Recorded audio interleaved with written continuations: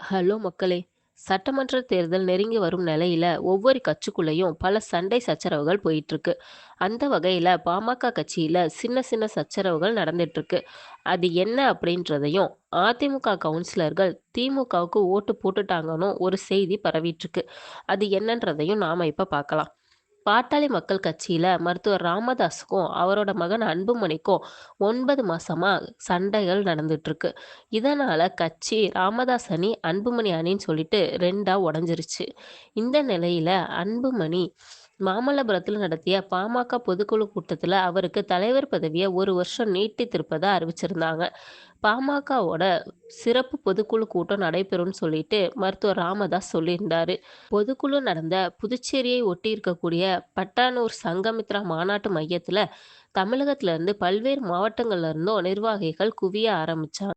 பொதுக்குழு கூட்டத்துக்கு கௌரவ தலைவர் ஜி.கே. மணி, எம்.எல்.ஏ. அருள், மருத்துவர் ராமதாஸோட மகள் ஸ்ரீகாந்தி உள்ளிட்ட முக்கிய நிர்வாகிகள் வந்திருந்தாங்க.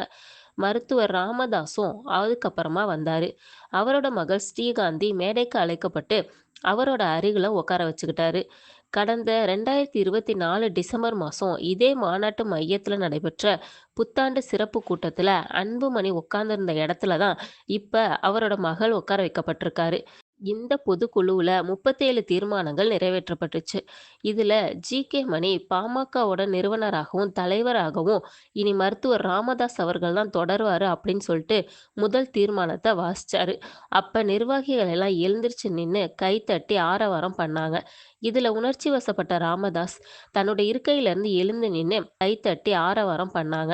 இதுக்கப்புறம் 2026 சட்டமன்ற பொது தேர்தலில் பாமக அதிக இடங்கள்ல மிகப்பெரிய வெற்றி பெற உரிய கட்சிகளோட பேச்சுவார்த்தை நடத்திட்டு இருக்கிறதா ராமதாஸ் சொன்னாரு. இதனால கீழே இருந்த நிர்வாகிகள் எல்லாம் அதிமுக அதிமுகன்னு கத்த ஆரம்பிச்சிட்டாங்க. அதற்கப்புறமா ராமதாஸால அமைக்கப்பட்ட ஒழுங்கு நடவடிக்கை குழு அன்புமணி மீது கொடுத்த 16 புகார்களை வாசிக்க தொடங்கினாரு ஜி.கே. மணி. அப்ப அன்புமணியை அடிப்படை உறுப்பினர் பதவியிலிருந்து நீக்குங்கன்னு சொல்லிட்டு முன்வரிசையில் அமர்ந்திருந்த நிர்வாகிகள் குரல் எழுப்புனாங்க. இறுதியா பேசிய மருத்துவர் ராமதாஸ், நீங்க என்ன நினைக்கிறீங்கன்னு எனக்கு தெரியும். நீங்க விரும்பக்கூடிய கூட்டணியை நான் ஏற்படுத்துவேன்னு சொன்னப்ப மறுபடியும் தொண்டர்கள் எல்லாம் அதிமுக அதிமுகன்னு கத்த ஆரம்பிச்சிட்டாங்க. அது எதனாலன்னு பார்த்தா பாமக ஏற்கனவே அதிமுக கூட கூட்டணியில தான் இருந்தாங்க. இப்ப நிர்வாகிகள் எல்லாரும் அதிமுகன்னு சொன்னதும் ராமதாஸ் அவர்கள் அதிமுக பாஜக கூட்டணியில இணைய வாய்ப்பு இருக்குன்னு நம்ம எதிர்பார்க்கலாம். அதனால அதிமுக கூட்டணி இப்ப ரொம்ப ஸ்ட்ராங்கா இருக்காங்க. அடுத்ததா சங்கரன்கோவில் நகராட்சி சேர்மன் பதவிக்கான மறைமுக தேர்தலில் அதிமுகவில் சேர்ந்த 6 கவுன்சிலர்கள் திடீர்னு திமுகவுக்கு ஓட்டு போட்டிருக்காங்க. இதன் காரணமாக தேர்தலில் திமுகவுக்கு சாதகமான சூழ்நிலை உருவாகியிருக்கு. நம்மவர்கள் தான் துரோகம் பண்ணிட்டாங்கன்னு சொல்லிட்டு அதிமுக தலைமை ரொம்ப கோவமா இருக்காங்க. இதனால திமுகவுக்கு வாக்களித்த அந்த 6 பேரை கண்டுபிடிச்சு நடவடிக்கை எடுக்கணும்னு சொல்லிட்டு உத்தரவு போட்டிருக்காங்க. இதே வேளையில தென் மாவட்டங்கள்ல அதிமுகவோட வாக்கு வங்கியை உடைக்க திமுக திட்டமிட்ட நடவடிக்கை எடுத்து வருவதா அரசியல் வட்டாரங்கள் சொல்லிட்டு இருக்காங்க. அதிமுகவுல இருந்து திமுகவுக்கு பலர் படையெடுத்து வர்றதுனால இது அதிமுகவுக்கு பெரிய சிக்கலை ஏற்படுத்தியிருக்கு. தன்னோட சொந்த கட்சியிலேயே விசுவாசம் இல்லாம இருந்தா எப்படி ஜெயிக்கிறதுன்னு சொல்லிட்டு கேள்வி எழுந்திருக்கு.